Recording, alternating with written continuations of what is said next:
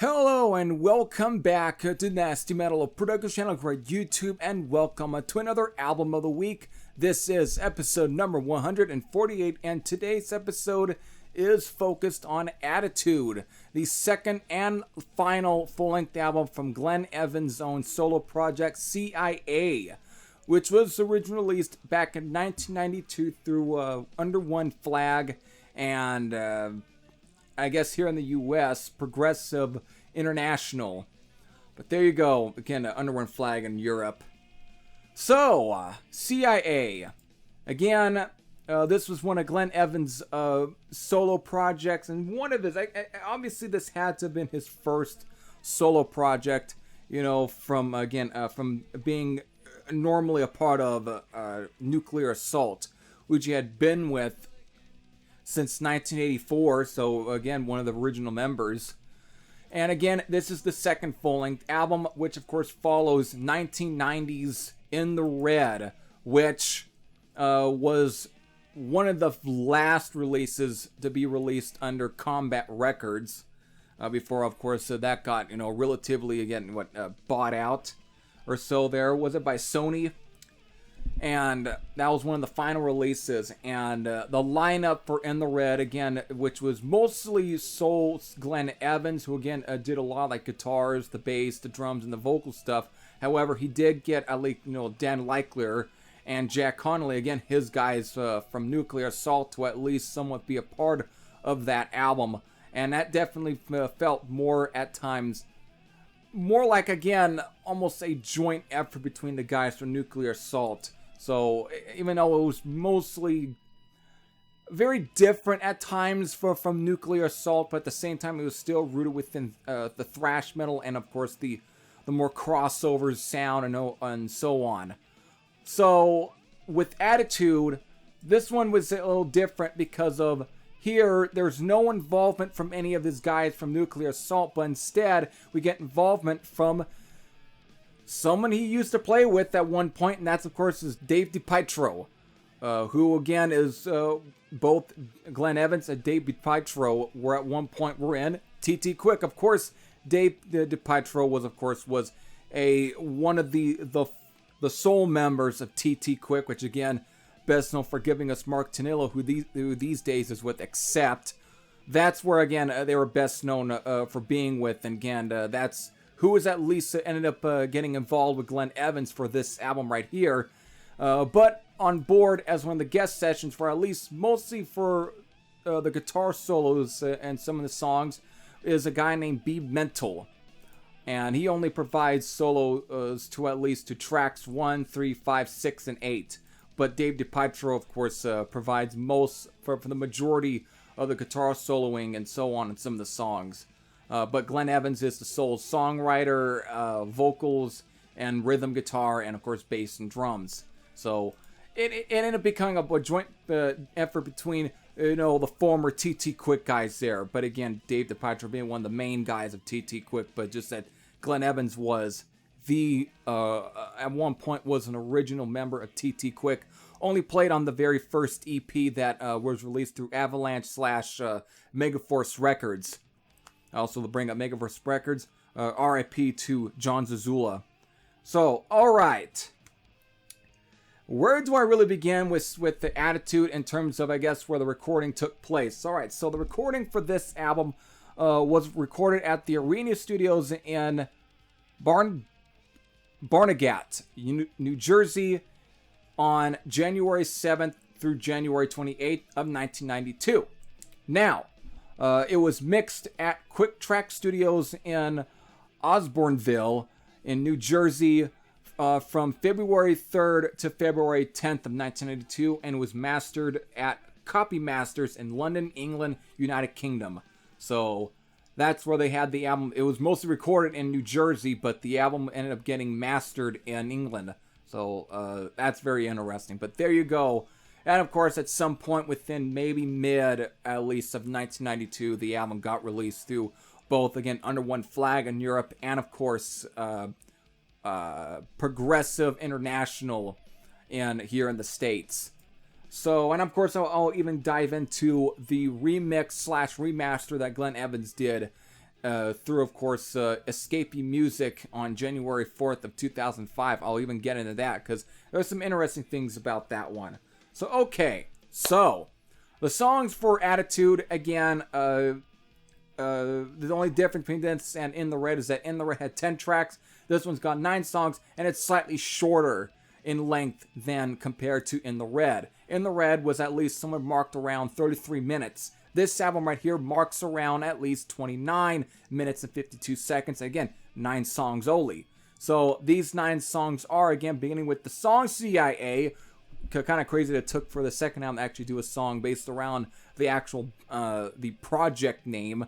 Then, of course, into the title track, Time, Hammer of the Gods, Insecurity, Status Quo, Suicide, Flattery, and then, of course, ending with No Shame. So there's all of your 9 songs for this album. And the difference between this album and, of course, In the Red as well is that this one is more straightforward compared to In the Red.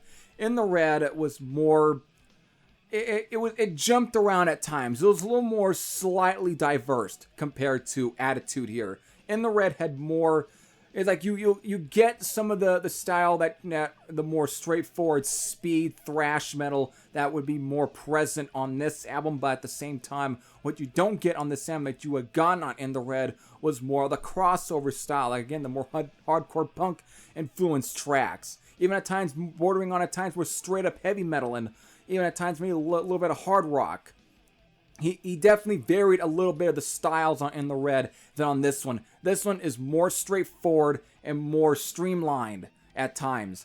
Which, yes, depending on who you ask, a lot of people tend to prefer Attitude over In the Red, just because they always felt that because of the sort of slightly diverse or variety that was given onto In the Red, that it kind of, it felt like the album was herky-jerky in terms of its idea and its attack. However, at the same time, while I can somewhat appreciate that, however, at the same time, don't take this, I'm going to dislike Attitude, but I'm going to say that, yes, the album is more straightforward and has almost a clear direction of what it wants. At the same time, though, I think the thing is, what I tend to appreciate more of what In the Red was kind of accomplishing than this one, because the thing is, as much as I think there's a lot of great fucking musicianship on this album, there's, again, Dave Petitro and, of course, B Mental add some great fucking leads to some of the album. They're definitely shredding all over this one. It's a lot more, just more musically straightforward in terms of the approach. And yes, there's a lot of bangers on this album, but at the same time, a lot of it tends to bleed together for the most part. There's not a whole lot of songs that stand out from each other at times. The only one maybe would be songs like, for example, like Hammer of the Gods, the song C.I.A, Attitude, and maybe even Flattery and No Shame. But for the most part, every song just starts to bleed together to where there's not a whole lot of identity for each song, like something that where you can really pick out and be like, yes, that really is something that really kind of just jumps at you. There's not a whole lot of that on this one.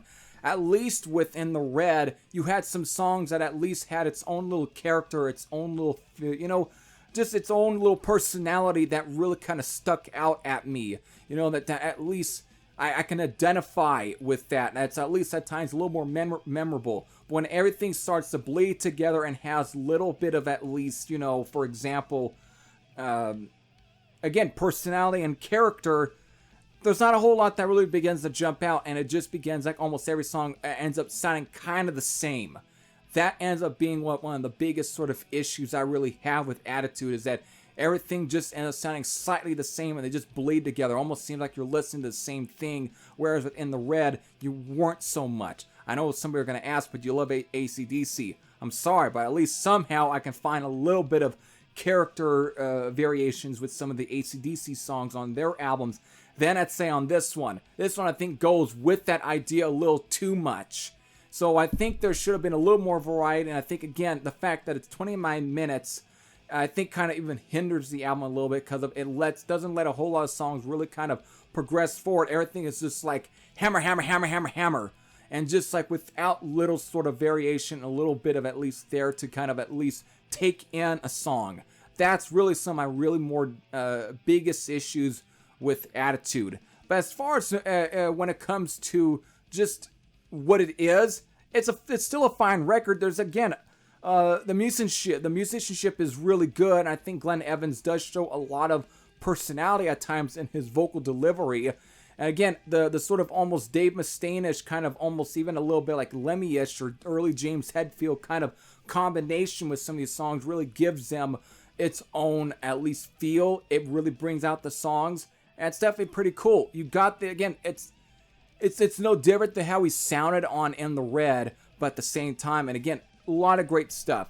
It's still, everything is performed well, but at the same time, besides those facts, at the end of the day, there's not a whole lot to where I can really come back to and feel like that it's, fucking great. Again, it's not the most, greatly original album.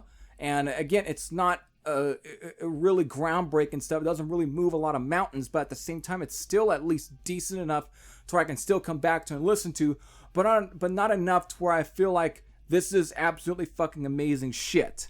Not really. So that's kind of where I am. I don't want to really come off as harsh. It's just that this is the way I tend to really look at the album.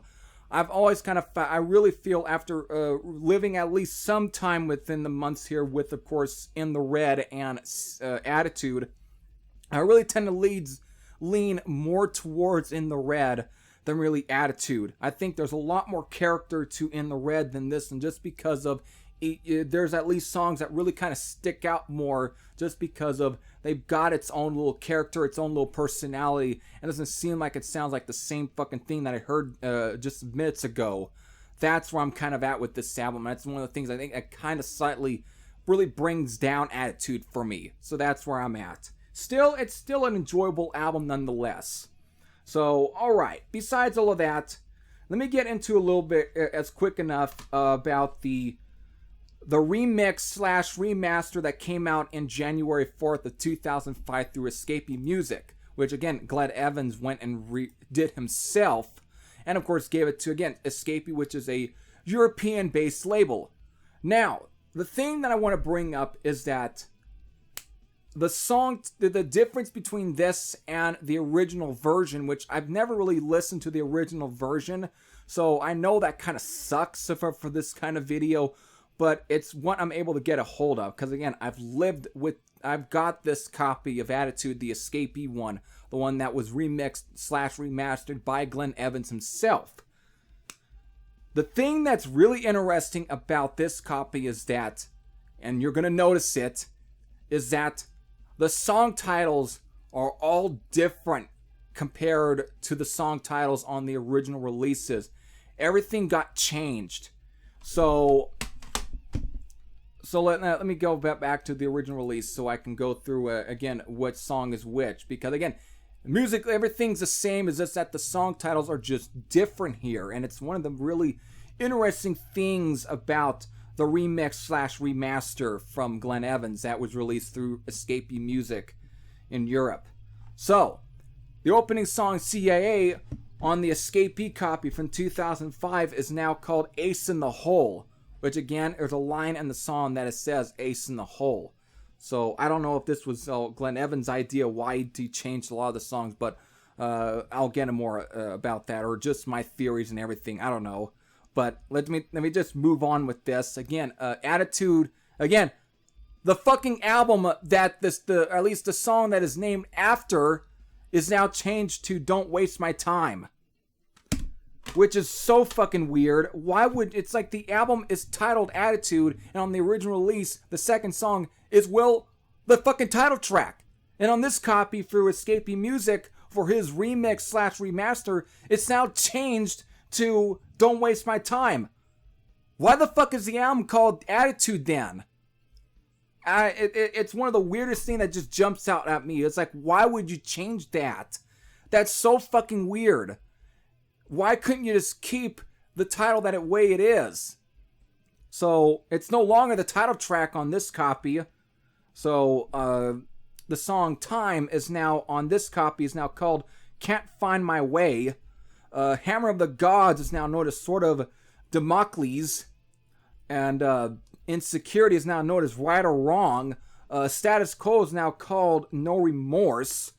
Suicide is now called Pull the Trigger, which is absolutely fucking great. Great. You can't just make it more self-explanatory for what the song is about. That's fantastic. Flattery is now known as No Need to Impress. And now, of course, the song No Shame is now called Land of Gloom and Doom. So there's your difference between there. Again, the song titles are all changed, even including the title track. Therefore, it's just the album is just referred to as Attitude, and that's it. But again, the songs are pretty much practically the same. It's just those song titles are just so different. I don't know why they were changed. I don't know if it was all Glenn Evans' idea to change the tracks, but it's at this point it remains a mystery for why all of this stuff was changed for the 2005 remix/remaster of Attitude. It's one of those that I think is a little bit kind of weird. And again, the only way to know is if someone would ask Glenn Evans. Maybe he might be stumbling upon this video and will give me the answer that I might be looking for why these songs were changed on the 2005 remix/remaster of Attitude here. So again, we'll never know until Glenn Evans ends up open up his mouth about it. And again, if he starts giving out his reason for, who knows? He may come back and say, well, I really don't know. He may not have a clue for why it got changed, but who knows? That's about it. But again, everything's in Glenn Evans' court there, unless that's all we have to know about. Unless one guy that worked on the reissue comes in and says that on why the song titles were all changed on the copy from 2005. So there we go. So that's about it, folks. I don't want to go on too long. Again, I think I've gave a lot of my opinions and my thoughts on Attitude. So there it is. Again, if you at least were familiar with Attitude by C.I.A. and just C.I.A. in general and Glenn Evans, and if you've ever have any thoughts about it, whether it be positive or negative, you can leave them in the comments section below. But if you've never heard this album from him, and everything, again, also, don't confuse this C.I.A. with one of the rap band that was, I think, what Dr. Dre was in at one point. Don't confuse this one. There was one idiot on, was it Last FM or something, Music FM, something like that, that gave out a really, I guess, he felt really insulted by the name. Because, again, there was no relation, and he thought that it was disrespectful. And it was one of the most weirdest, funniest things I've ever read. Either way, and it's funny. It was a funny read at times. You got worked up. But again, if you've ever heard at least of this, and are a fan of Nuclear Assault, and you've never heard of at least Glenn Evans, C.I.A. project, again, it's nothing extraordinary, but I think it's still at least a decent enough listen. I think you definitely should check out if you ever come across their stuff. It's not one of those where you have to really seek out. You see the stuff out in the wild, grab it and give it a listen. That's all I gotta say. So there you go. Hope all of you enjoyed. This is Heavy Thrasher saying I'm out, and I'll see you all later. Take care, everyone.